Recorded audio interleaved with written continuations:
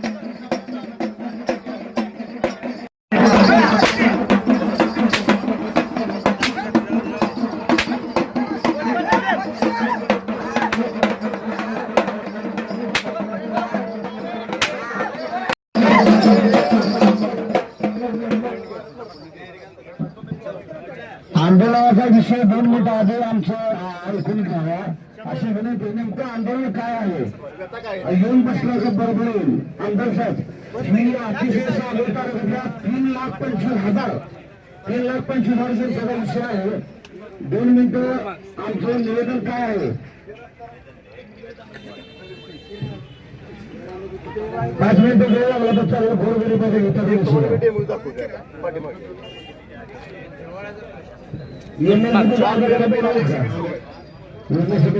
April आलं 180, 3 जुलैला आलं 2290 उन्हाळा होतं. चला मे जून जुलैला आलं,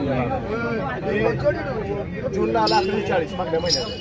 आणि आता 3 ऑगस्टला बिल किती आले 18,400. कितपट झाला होता 18,470. आणि पिशवी पडून बरं का साहेब 1289 तक्रारी आलेल्या पिशवी पडून अधिकाऱ्याला धाक राहिलेला आहे साहेब. प्रत्येक नागरिकाला 2 मिनिटं वेळ लागणार आहे.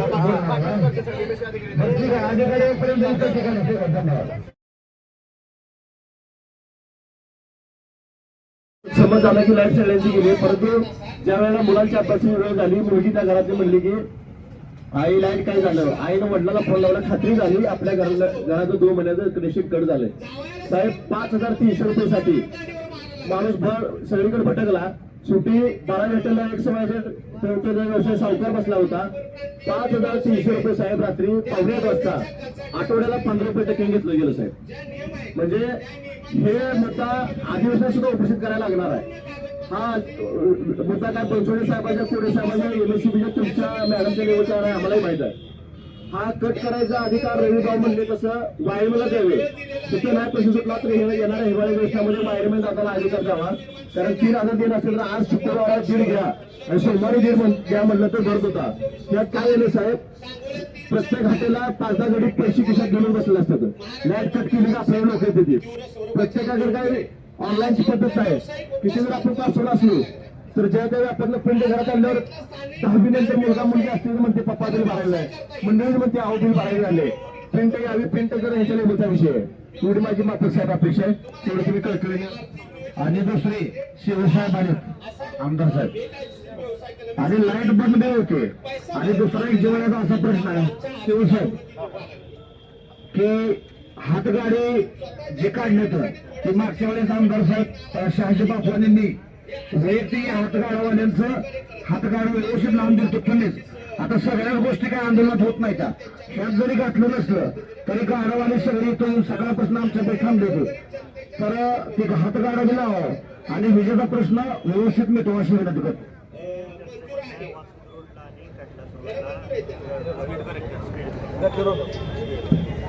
वासुद रोडला आणि कडलास रोडला आपण गतिरोधकाची मागणी केलेली आहे. वासुद रोड PMESY अंतर्गत येतो, प्रधानमंत्री ग्राम सडक योजना, आणि Kadlas road national highway PWD येतो. दोन्ही अभियंत्यांची मी बोलून घेतो.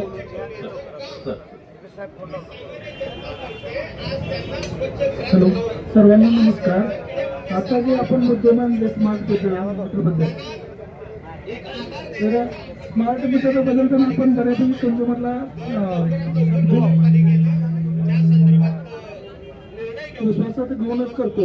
पण जरी तिथं ग्राहक असेल तर तो स्मार्ट मीटर बसवूच नका असं म्हणतं. आपण काय ते ग्राहक नसताना मीटर बसवण्याचा घाट करत नाही, ग्राहक असतानाच बसवतो. तर आले असेल तर इथून पुढे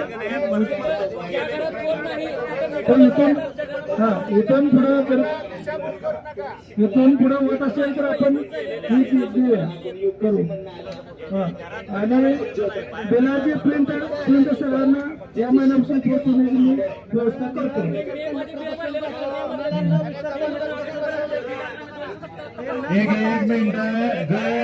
एक मिनिट आपण चर्चा करायला बसलेलो आहोत.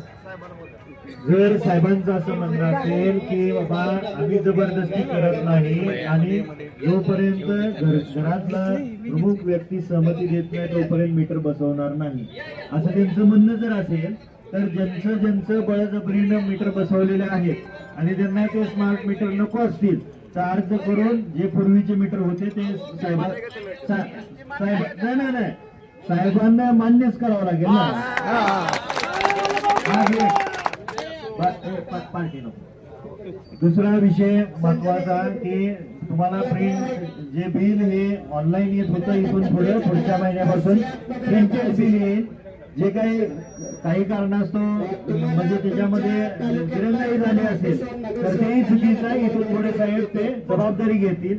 आणि आपला तिसरा महत्वाचा मुद्दा होता की टप्प्याटप्प्याने बिल करण्यात यावं, दुरुस्तीचा अधिकार. त्याच्यासाठी तुमच्याकडे तो अधिकार आहे का? बरं, तुमच्या ज्या काही मागण्या असतील ते लेखी स्वरूपात साहेब अर्ज घेतील, हे काही तुमचं म्हणणं आहे. आणि दुसरा विषय महत्वाचा आमच्या स्तरावरचा किंवा कॅबिनेट मिनिस्ट्रीच्या स्तरावरचा, तर तो अधिवेशनात आपण मांडू. आणि जर गरज पडली तर आपण चांगला लाखोचा मोर्चा आपण आझाद मैदानावर काढू. दुसरा विषय तुमचा म्हणजे हे माझ्या अंतर्गत हे ज्यावेळेस मला निवेदन द्यायला आले होते त्यावेळेस मी शेख साहेबांना फोन केला होता NHच्या, तर ते येऊन पाहून तुमच्याशी चर्चा करून तुम्हाला कुठं हवे असतील त्या ठिकाणी ते गतिरोधक देतील. ही आपली फोनवरची चर्चा ऑलरेडी झालेली आहे. आणि हातगाड्याचा विषय तुम्ही सर फेरीवाले किंवा हातगाड्यांच्या बाबतीत ते म्हणता येते. आमच्याकडे सर बचत गटामार्फत 2 प्रकारचे आपले अतिक्रमण आहेत किंवा फेरीवाले आहेत. सर फेरीवाल्याच्या व्याख्या मध्ये एक स्थिर फेरीवाला एक फिरता फेरीवाला.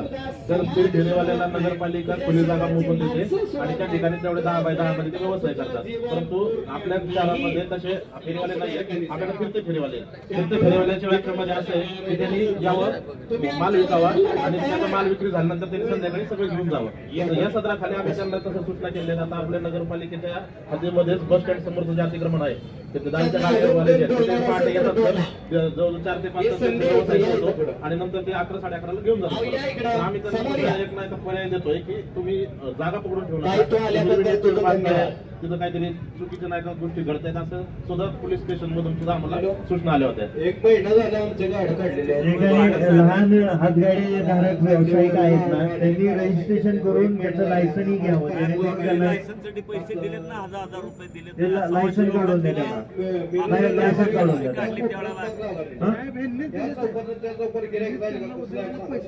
ठराविक गाड्यावाल्यात पैसे जबरलेत 1000 पीएम सोनीच्या कोविडच्या काळामध्ये 12 त्यांना दिले होते. त्यांचा व्यवसाय त्यावेळेस पुढे लॉकडाऊन भाडं घेतलं जाते.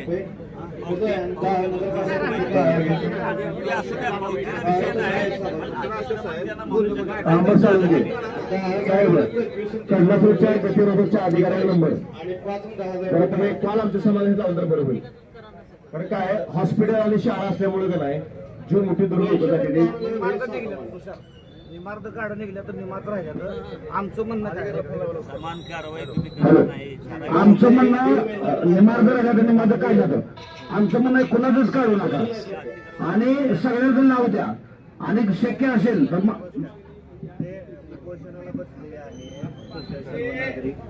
हे आता बसून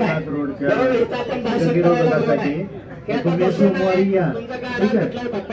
उपस्थितधारक जे आहेत त्यांना त्यांच्याशी चर्चा करा आणि त्यांना ज्या ठिकाणी हवेत ना गतिरोधक त्या ठिकाणी तुम्ही पटकन करून देणं तुमची जबाबदारी. धन्यवाद. हा विषय झालेला आहे गतिरोधकाचा. बरे हातगाड्याचा जे विषय साहेब आहे का नाही दिवसभर लावून संध्याकाळी घेऊन जाता येते असं यंत्रणा जर केली कुठं नेहरूच्या पलीकडे आपलं संगमच्या समोर तसं काय पर्याय करता येते का? दिवसभर लावून संध्याकाळी घरी घेऊन जाता येईल काय करता येईल?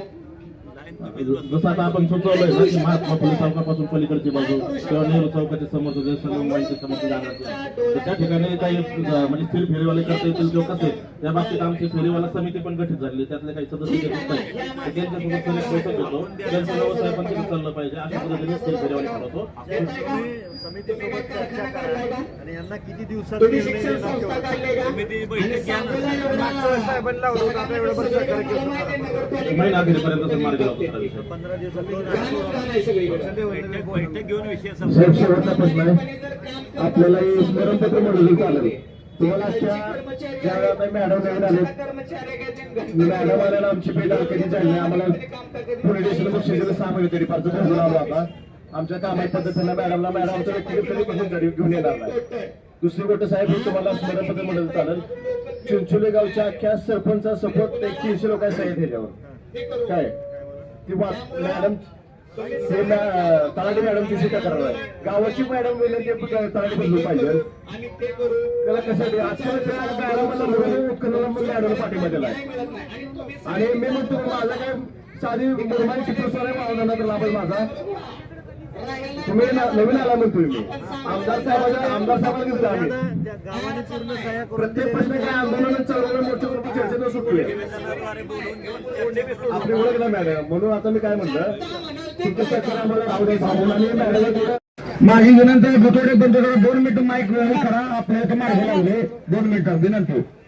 या ठिकाणी आज या ठिकाणी गतिरोधकचा जो विषय होता तो आमदार साहेबांनी संबंधित अधिकाऱ्याला फोन करून सांगितलेला आहे आणि ते आज किंवा उद्या येऊन कुठं करायचं ते आम्ही निश्चित केलेत पण ते पॉईंट निश्चित करून डांबर किंवा इतर साहित्य आणून ते करून देणार आहेत ते सुद्धा आपलं या ठिकाणी मान्य झालेलं आहे. दुसरी गोष्ट वीज महामंडळाकडून स्मार्ट मीटर बसवल्यापासून पत्र मिळत नव्हतं ते सुद्धा आता साहेबांनी मान्य केलेलं आहे की तुम्हाला प्रत्येक व्यक्तीला प्रिंटेड बिल हे प्रत्येकाच्या घरामध्ये देण्याची त्यांनी मागणी मान्य केलेली आहे. त्याचबरोबर स्मार्ट मीटर हा जबरदस्तीने बसवला जाणार नाही. जर कोण जबरदस्तीने यांचा कर्मचारी जर बसवत असेल तर आम्हाला आमदार साहेबांना किंवा ह्यांना वरिष्ठाला कळवावं असं आमदार साहेबांनी आता सांगितल्यानंतर ती सुद्धा मागणी त्यांनी मान्य केलेली आहे. त्याचबरोबर लाईट बिल कट करण्याचा अधिकार हा वायरमॅनला द्यावा ही देखील आमदार साहेबांनी त्यांना समजून सांगितलं. ते वरिष्ठाशी बोलतो म्हणलेले आहेत आणि नवीन स्मार्ट मीटर बसवू नये व कायमस्वरूपी काढून टाकावे या मागणीसाठी माननीय आमदार साहेबांनी या आंदोलनाची दखल घेऊन मुंबईला सभागृहामध्ये सुद्धा हा विषय अतिशय चांगल्या पद्धतीने मांडणार आहेत असे ते म्हणलेले आहेत. त्याचबरोबर पक्षाच्या वतीने सुद्धा मुंबईला आझाद मैदानावरती जर वेळ आली तर समविचारी लोकांना सोबत घेऊन आमदार साहेब सुद्धा मोठ्या प्रमाणामध्ये मोर्चा करणार असं त्यांनी आपल्याला सांगितलेलं आहे. आणि आपल्या इथे या ठिकाणी विषय आमदार साहेब असतील तहसीलदार मैदानात सुद्धा विषय अतिशय चांगल्या पद्धतीने मार्गी लागल्यामुळे या ठिकाणी आजचं जे आंदोलन आहे हे आपण स्थगित करत आहे आणि यापुढे प्रशासनानं सुद्धा या गोष्टीचा विचार करून सामान्य नागरिकांना दिलास द्यावा या मागण्या मान्य झालेल्या आहेत असं साहेबांनी एवढं सांगू करतो. 2 मिनिटात प्रशासन प्रिंटेड बिल आहे ते देण्याचं मी हे करतो आणि जे टप्पा पाडून बिल दिलं ते आमच्या लेवलचा प्रश्न आहे ते वर पाठपुरावा करतो आणि जे जुने स्मार्ट मीटर बसवले ते काढायचे ते बी माझ्या हातातला विषय नाही तो बी मी वर त्या आंदोलनाचं हे करून वर कळवतो. जनतेचा उद्रेक आहे अतिशय आम्ही ह्या पुढे तीव्र स्वरूपाचं आंदोलन केलं जाईल याची वरिष्ठांना कळवावं तुम्ही आणि त्या ठिकाणी हस्तलिखित तक्रार आमदार साहेब मग आता विषय झाला हस्तलिखित अर्ज घेऊन तुम्ही वरिष्ठाकडे पाठवा ना काय तर त्याच्यामध्ये हालचाल करा. तुम्ही आमचं काहीच घेत नसेल तर मग आम्ही तुम्हाला पैसे कसे देऊ ही सुद्धा नागरिकाचा विषय आहे. त्यामुळे तुम्ही ती वरिष्ठाला पाठवा असं मी त्याला विनंती करतो.